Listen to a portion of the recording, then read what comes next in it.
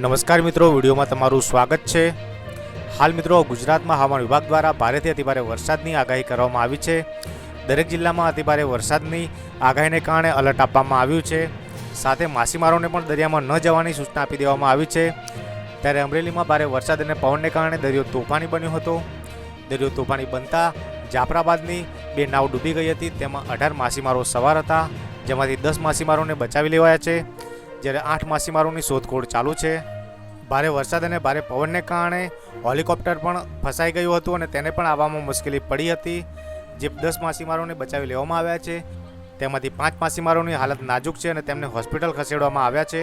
ત્યારે હજી પણ આગામી દિવસોમાં હવામાન વિભાગ દ્વારા આગાહી કરવામાં આવી છે કે ભારેથી અતિભારે વરસાદ પણ વરસી શકે છે, જેને કારણે અનેક જિલ્લાઓમાં એલર્ટ આપવામાં આવ્યું છે અને માછીમારોને પણ દરિયામાં ન જવાની સૂચના આપવામાં આવી છે।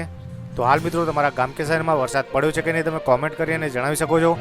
અને હજી સુધી અમારી ચેનલને સબસ્ક્રાઇબ ના કરી હોય તો અમારી ચેનલને સબસ્ક્રાઇબ કરો, જેથી આવી અવનવી અપડેટ તમને મળતી રહે।